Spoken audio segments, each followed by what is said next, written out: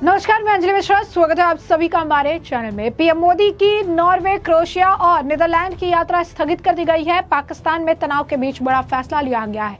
इसी के साथ साथ सभी अर्धसैनिक बलों की जो छुट्टियां हैं उसे रद्द कर दिया गया है। इंटरनेशनल बॉर्डर पर हाई अलर्ट है। एमएचए ने जारी कर दिया है निर्देश।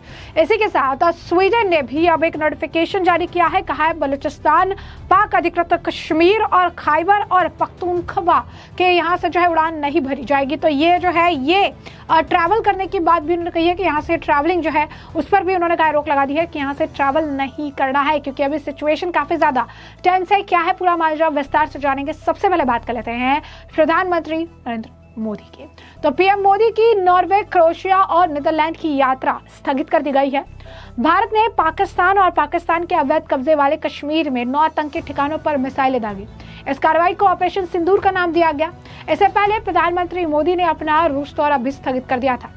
प्रधानमंत्री 9 मई को मॉस्को में होने वाली विजय दिवस परेड में शामिल होने वाले थे। पीएम मोदी को विजय दिवस परेड के लिए रूस से आमंत्रित किया गया था। हालांकि जम्मू कश्मीर के पहलगाम में हुए आतंकी हमले को लेकर भारत पाकिस्तान के बीच बढ़ते तनाव की वजह से पीएम मोदी ने अपना दौरा टाल दिया। इससे पहले भारत ने पहलगाम का बदला लेते हुए पाकिस्तान और पीओके के अंदर आतंकी ठिकानों को नेस्तनाबूद कर दिया। इससे आतंकी सरगना हाफिज सईद और मसूद अजहर के ठिकाने शामिल हैं। वहीं आपको बता दें कि भारतीय सेना ने पाकिस्तान में मौजूद आतंकी ठिकानों पर एक्शन लिया। सेना ने आतंकियों के 9 ठिकाने को तबाह कर दिया। वहीं अब इस एक्शन के बाद सभी अर्धसैनिक बलों की छुट्टियां जो है रद्द कर दी गई है। गृह मंत्रालय के सूत्रों के हवाले से ये बड़ी खबर सामने आ रही है। जानकारी के मुताबिक गृह मंत्री अमित शाह ने सभी अर्धसैनिक बलों के डीजी को निर्देश दिए हैं कि बॉर्डर पर पूरी तरह से तत्पर रहे। इसके अलावा इंटरनेशनल बॉर्डर पर भी हाई अलर्ट जारी किया गया है। यही नहीं, कहीं पर बहुत सारे जो फौजी हैं जो अपने फैमिली के साथ रह रही हैं उन्हें भी जो वहाँ पर खाली कराया जा रहा है और सुरक्षित जो है उन्हें रखने की जो है पूरी फिराक की जा रही है। और साथ ही साथ पाकिस्तान को मुंह तोड़ जवाब देने का भी पूरा प्लान जो है तैयार कर लिया गया है। वहीं आपको बता दें कि बॉर्डर पर पूरी तरीके से अर्धसैनिक बलों को जो है तत्पर रहने के लिए कहा गया है। इसके अलावा इंटरनेशनल बॉर्डर पर हाई अलर्ट है। फिलहाल देश भर में मॉक ड्रिल की भी तैयारी हो रखी। इसके अलावा ऑपरेशन सिंदूर की घटना के बाद से पूरे उत्तर प्रदेश में रेड अलर्ट घोषित कर दिया गया है। यूपी के डीजीपी प्रशांत कुमार ने भी इसकी जानकारी दी है। इसके अलावा उन्होंने सुरक्षा को ध्यान में रखते हुए यूपी पुलिस सहित अन्य रक्षा इकाइयों को सुरक्षा मजबूत करने का निर्देश दिया है। इस हमले के बाद पाकिस्तान ने भी माना कि भारत ने स्ट्राइक की है। भारत के हमले के बाद पाकिस्तान के पीएम शहबाज शरीफ ने कहा था कि रात में इमरजेंसी बैठक जो है उन्होंने बुलाई। साथ ही कहा कि पाकिस्तान भारत के स्ट्राइक का जवाब देगा। बता दें कि भारतीय सेना ने रात करीब 1:28 पर ऑपरेशन सिंदूर लॉन्च किया और इसके तहत लाहौर में आतंकवादी हाफिज सईद और बहावलपुर में आतंकी मसूद अजहर के कई ठिकानों को तबाह कर दिया। भारतीय सेना ने पीओके के मुजफ्फराबाद, धमोल, कोटली और बाग अड्डे पर भी हमला किया है। भारतीय सेना के स्ट्राइक में लश्कर और जैश के करीब 30 आतंकी ढेर हुए हैं। आंकड़ा लगातार बढ़ रहा है। वहीं पीएम मोदी की लगातार नजर ऑपरेशन सिंदूर पर बनी हुई है। पीएम मोदी ऑपरेशन की शुरुआत से ही रात भर पूरी मॉनिटरिंग करते रहे। वहीं एनएसए अजीत डोवाल भी पीएम मोदी को लगातार ऑपरेशन से जुड़ी जानकारी जो है देते रहे हैं। और ऐसे में ये बहुत बड़ी स्ट्राइक है। अगर आप देखेंगे तो ये बहुत बड़ा एक जवाब जो है वो पाकिस्तान को दिया गया है। बहुत बड़ा जवाब जो है वो भारत की तरफ से दिया गया है। वही आपको बता दें कि सिक्योरिटी सिचुएशन को इस वक्त देखते हुए जो मिनिस्ट्री ऑफ फॉरेन अफेयर्स जो है उसने एडवाइस किया है कि जो स्वीडन के उन्होंने एडवाइस किया है कि पख्तूनवा, बलूचिस्तान और खैबर ये जो एरियाज हैं, ये जगह है पाकिस्तान के, वहाँ से ट्रैवल नहीं करना है। ज़रूरत ही नहीं है इधर से ट्रैवल करने के लिए। या फिर पाक का जो कंट्रोल कश्मीर है वहाँ से भी आप ट्रैवलिंग निषेध कर रखी है। उन्होंने कहा है कि 7 मई को जो है ये आज से लागू कर दिया जाता है। फर्दर जब तक नोटिस नहीं मिलता तब तक वहाँ पर जो आवाजाही ट्रैवल है उसे रोक दिया जाए, उस पर रोक लगा दी जाए। तो आप देखिए कि बड़ी अपडेट है ये। साथ ही साथ बड़े फैसले लिए जा रहे हैं और आपने देखा कि किस तरीके से भारत ने जवाब दिया है पाकिस्तान को। वहीं इस मामले को लेकर लगातार रिएक्शंस का भी दौर देखने को मिल रहा है। लगातार ये कहा जा रहा है कि भारत ने इतना मजबूत जवाब दिया है कि ये देश के लिए, ये दुनिया के लिए, इन लोगों के लिए संदेश है जो कि कहीं ना कहीं डाउट के सिचुएशन में थे कि भारत स्ट्राइक बैक करेगा कि नहीं, जवाब देगा कि नहीं। लेकिन भारत ने मुंह तोड़ जवाब दिया, घर में घुस के मारा है।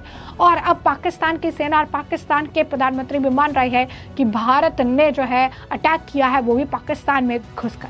वहीं अब इस सब पूरे मामले को लेकर रिटायर्ड ब्रिगेडियर हेमंत महाजन जो डिफेंस एक्सपर्ट भी है उन्होंने भी इस मामले पर प्रतिक्रिया दी है। क्या कुछ कह रहे हैं वो सुनिए। बताया जाता है कि 9 जगह पे हमला हुआ है। 5 ये पीओके में थे, 5 या पाकिस्तानी पंजाब में थे, 4 ये पीओके में थे। अगर आप जगह का नाम देखेंगे तो ये काफ़ी बड़े शहर है। जो टेररिस्ट कैंप्स होते हैं वो अलग आजकल किसी जंगल में नहीं होते हैं, वो बल्कि पॉपुलेशन सेंटर्स के अंदर होते हैं, क्योंकि उनका बेसिक इरादा ये होता है कि अगर हमारे पे हमला किया जाए तो शायद गलती हो जाए तो कोलैटरल डैमेज होगा, जिससे बाकी जो आजू बाजू की जो पॉपुलेशन है वो मारी जाएगी और फिर हम बोलेंगे कि देखिए ह्यूमन राइट्स का वायलेशन हुआ है। और जो जिसके ऊपर हमने हमला किया है ये 3 बड़े गट है, लश्कर तोयबा, जैश ए मोहम्मद और हिजबुल मुजाहिद। लश्कर तोयबा ने जो अटैक किया था पहलगाम का, उसके लिए वो जिम्मेदार है। 26/11 का जो अटैक किया था वो उन्होंने किया था। उनका जो बॉस है वो है हाफिज़ सईद, तो शायद उनका काफ़ी बड़ा नुकसान हुआ है। इसी प्रकार से जो जैश ए मोहम्मद ये दूसरा लार्जेस्ट ग्रुप है, जिनका मौलाना मसूद अजहर जिनका मुख्य है, उनका भी काफ़ी नुकसान हुआ है। उनके ट्रेनिंग कैंप हो, उनके एडमिनिस्ट्रेटिव कैंप हो, आजू बाजू में जो उनके रहने के क्वार्टर्स हो वगैरह, जहाँ जहाँ इंफॉर्मेशन थी वहाँ पे वो मारे गए। और तीसरा ग्रुप है हिजबुल मुजाहिद सैयद सलाउद्दीन का, ये भी काफ़ी सारी कार्रवाई करता है। तो अभी इससे क्या होगा कि ये सभी दहशतवादी डर जाएंगे। आपको पहले ही पता होगा कि कुछ दहशतवादी जो लॉन्च पैड पे आए थे वो भी पीछे जाने का पीछे भाग रहे हैं। तो अभी काफ़ी देर तक जो दहशतवादियों की जो क्षमता है कुछ उल्टा काम करने की, इसके ऊपर काफ़ी हमला हुआ, काफ़ी उनका नुकसान हुआ है। और दूसरा ये कि हमारे पास 3 प्रकार के एक्सपर्ट हमारे इंडियन टीवी चैनल्स के ऊपर थे। एक तो थोड़ा पॉलिटिकली इंक्लाइंड, जो बोलते थे कि भारत एक डरपोक देश है, कुछ नहीं कर पाएगा, पाकिस्तान जो चाहे वो करता रहेगा, हमें ये सहना पड़ेगा। तो they have been proved wrong. वो कुछ दिखाते थे राफेल की छवि वगैरह के, देखो राफेल है लेकिन इस्तेमाल नहीं कर रहे हैं, हमारे पास मॉडर्न वेपन्स है लेकिन इस्तेमाल नहीं कर रहे हैं। तो वो अपने ही देश के आर्म फोर्सेस को बदनाम करने की कोशिश कर रहे थे, तो उनके मुंह पर ये थप्पड़ है। दूसरा, कुछ स्ट्रैटेजिक एनालिस्ट थे जो आपको डराने की कोशिश कर रहे थे कि भैया पाकिस्तान के साथ पंगा मत लो, क्योंकि ये न्यूक्लियर आर्म स्टेट है, और जब न्यूक्लियर आर्म स्टेट एक दूसरे से लड़ता है और अगर उन्होंने न्यूक्लियर बम ड्रॉप किया तो क्या होगा, तो कितना नुकसान हो सकता है, ये आप सबको पता है। तो they have been proved wrong. और तीसरे, वो हमेशा कोई भी कार्रवाई जो की जाती है उसको डाउट करते हैं। आपने सर्जिकल स्ट्राइक किया ही नहीं, आपके विमान वहाँ पे गए ही नहीं, आपने कुछ किया ही नहीं, मतलब वो एक शंकासूर होते हैं।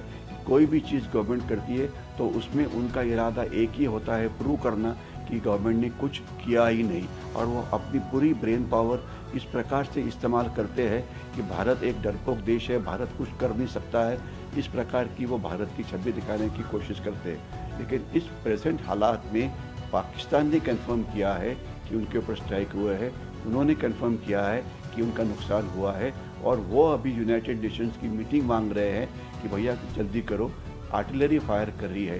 ये जो तीनों सेट ऑफ एक्सपर्ट जो थे अपने देश के अंदर, ये सभी रॉन्ग प्रूव हो गए।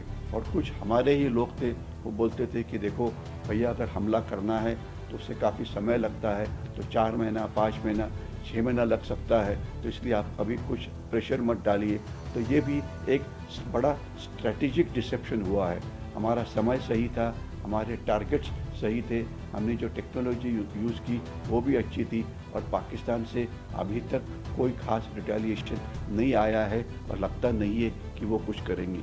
तो ये हमने कॉम्प्लीमेंट करना चाहिए हमारे आर्म फोर्सेस को, हमारे लीडरशिप को, कि उन्होंने एक बहुत अच्छा डिसीजन लिया हुआ है। और आज मेरे ख्याल से 16वां दिन है दहशतवादी हमला होने के बाद, हमने एक प्रकार का बड़ा अच्छा बदला लिया हुआ है, और कुछ हद तक हमने पाकिस्तान की जो दहशतवादियों की जो क्षमता है इसे हमें कम करने में काफ़ी कामयाबी मिली हुई है। तो